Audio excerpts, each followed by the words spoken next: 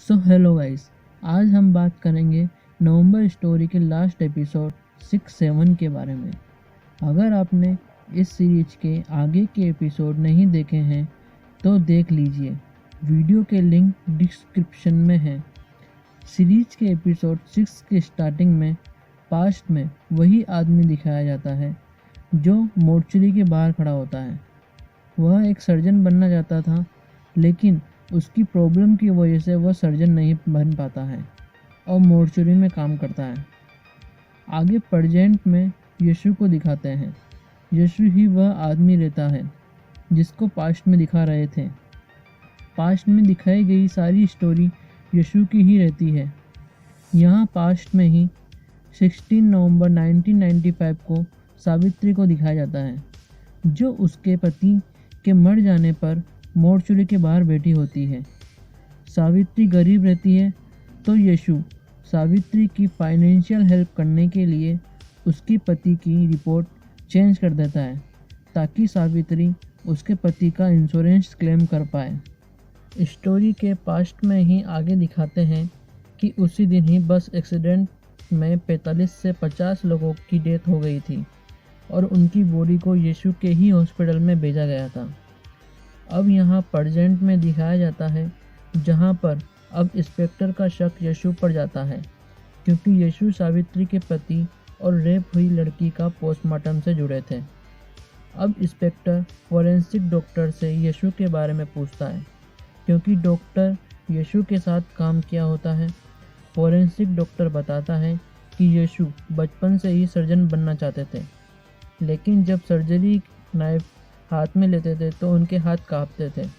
इसलिए ही यशु को मोर्चरी में पोस्टमार्टम के लिए रखा गया।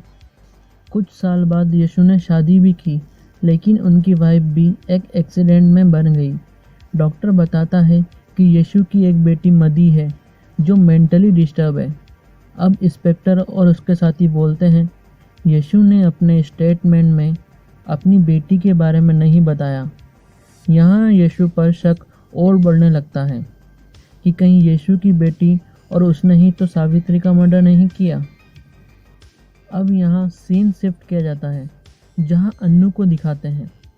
अन्नू सोचती है कि कहीं यशु गणेशन और सावित्री से रिलेटेड तो नहीं है। इसलिए अन्नू मलार को बोलती है कि चेक करो कि 16 नवंबर 1995 को गणेशन और सावित्री के बारे में कुछ है क्या। मलार को गणेशन की और सावित्री के बारे में कुछ नहीं मिलता है, लेकिन यशु के नाम पर 63 एफआईआर मिलती है, जिसमें से 43 एक बस एक्सीडेंट की होती है, जिनका पोस्टमार्टम यशु ने ही किया था। अब अन्नू अपनी माँ का नाम सर्च करने को बोलती है, तो मलार बोलता है कि तुम्हारी माँ 1993 में ही मर गई थी और अपन 1995 देख रहे हैं। फिर भी अन्नू सर्च करने को बोलती है। मलार देखता है कि अन्नू की माँ का नाम वहाँ एफआईआर में रहता है और वो बस एक्सीडेंट में ही थी। अन्नू यह सुनकर शॉक हो जाती है, क्योंकि गणेशन ने अन्नू को बताया था कि उसकी माँ 1993 में ही मर गई थी। अब मलार उसके दोस्त रघु के साथ हैकर के बारे में पता करता है कि क्यों हैकर ने 16 नवंबर 1995 की एफआईआर ही हैक की। अब रघु एजम्पशन लगाता है कि हैकर ने अन्नू की मां की एफआईआर से अन्नू के ओल्ड हाउस का एड्रेस निकाला होगा, क्योंकि एफआईआर में अन्नू के पुराने घर का एड्रेस ही होगा। अब स्टोरी का सारा सस्पेंस खत्म होता है, जहां नेक्स्ट सीन में दिखाते हैं कि किस तरह सावित्री का मर्डर होता है।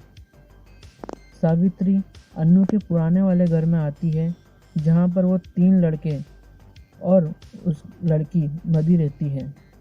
अब यशु भी वहाँ आ जाता है और यशु मधु को छुड़ाने के लिए लड़कों से फाइट करता है। अब यहाँ गणेशन भी आ जाता है, जो सावित्री को देखकर उस पर अटैक करने लगता है, तो वहाँ पर लड़के गणेशन को रोकते हैं।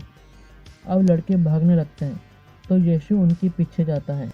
जहाँ पर सावित्री यशु को रोकती है, तो यशु सावित्री को दीवार से लगे एक क्लैम्प पर सावित्री का सर मार देता है। अब मदी अहमद से छूटकर यशु के पास आ जाती है तो सावित्री मदी को पैर से पकड़कर रोकती है, जिससे मदी वहां पर पड़े गणेशन के पेन से सावित्री पर 43 बार वार करती है और सावित्री मर जाती है।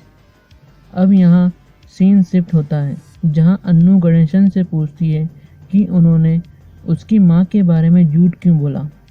गणेशन इस बारे में कुछ नहीं बोलता है और चुप रहता है।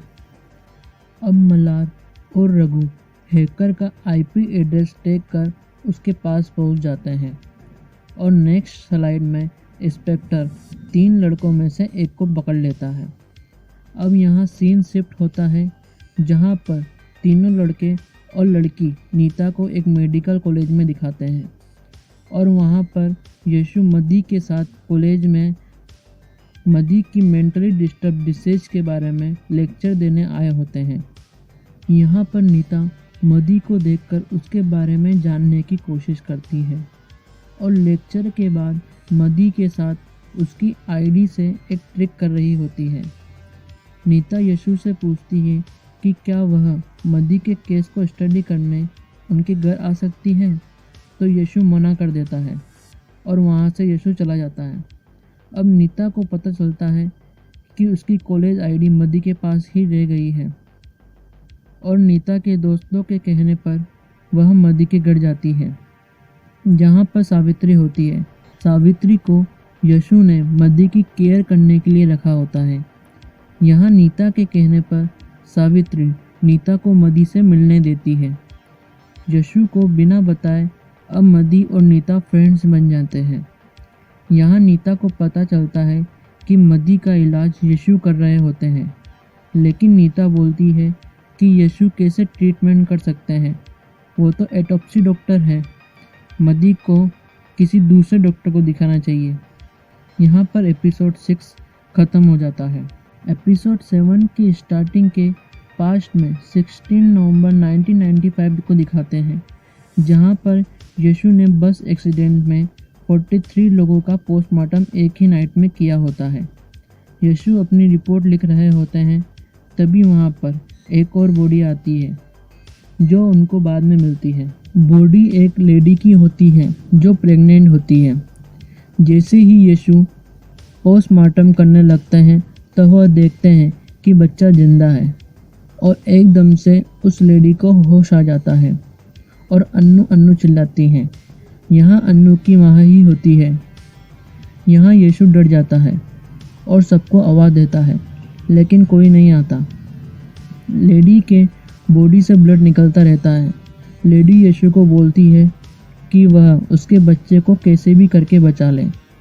लेडी की नॉर्मल डिलीवरी नहीं हो सकती थी, तो यशु बोलता है कि ऑपरेशन से ही बच्चा बच सकता है। तो लेडी कहती है उसके बच्चे को बचा लो, चाहे कुछ भी हो। यशु डरता है क्योंकि यशु कभी भी जिंदा बॉडी पर सर्जरी नहीं की होती है। यहाँ पर वापस सीन शिफ्ट कर दिया जाता है, जहाँ नीता मदी के बारे में एक दूसरे डॉक्टर से बात कर रही होती है। तो डॉक्टर बोलता है कि मदी का ब्लड सैंपल से पता लग सकता है कि उसको क्या हुआ है।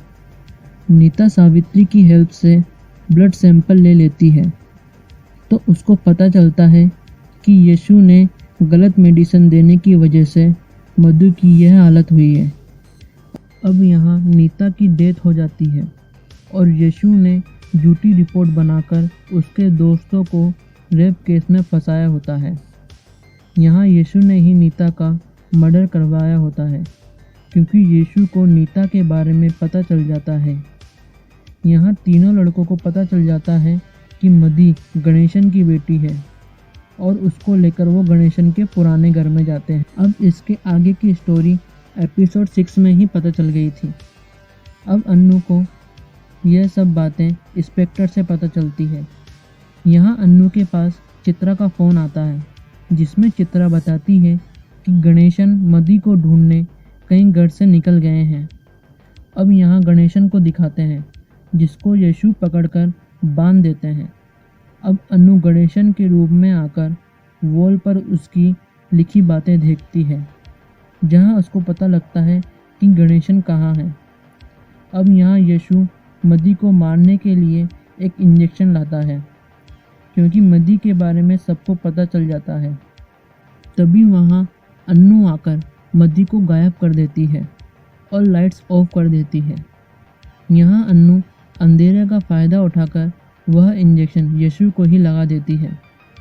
इस इंजेक्शन से इंसान बस 20 मिनट तक ही जिंदा रह सकता है। अब यहाँ यशु अन्नू को मदी के जन्म की बात बताता है, जहाँ यशु ने मदी को बचाया होता है, जिसके कारण अब यशु के हाथ कांपना बंद हो जाते हैं। यशु बोलता है कि वह उसकी माँ को भी बचा सकता था, लेकिन वह उसको मरने देता है। और यशु गणेशन को बता देता है कि उसकी वाइफ मरी हुई थी और उसका बच्चा सावित्री नाम की लेडी लेकर चली गई। इसलिए ही गणेशन सावित्री पर अटैक करता है। तभी यशु गणेशन पर भी वह इंजेक्शन लगा देता है और बोलता है कि अन्नू, तुम यहाँ से बस एक को ही ले जा सकती हो। तभी अन्नू अटैक करके गणेशन और मदी को ले जाने लगती है। तो यशु मदी को पकड़ लेता है और उसको दबाकर उसे मारने की कोशिश करता है। अन्नू मदी को बचाती है तो यशु अन्नू पर भी अटैक कर देता है। तभी गणेशन वह सर्जिकल नाइफ से यशु को मार देता है और यशु भी गणेशन को मार देता है और अन्नू यशु को रूम में बंद कर देती है। अब गणेशन अन्नू को बताता है कि उसकी माँ एक दूसरा बच्चा चाहती थी, लेकिन मैं नहीं चाहता था, इसी वजह से हम अलग हो गए थे। जहाँ गणेशन को पता लगता है कि उसको अल्जाइमर की बीमारी है, तो वह यह सब बातें अपनी बुक में लिखना चाहता था। और गणेशन बोलता है कि उनके मरने के बाद अन्नू को उसकी बुक लिखनी होगी।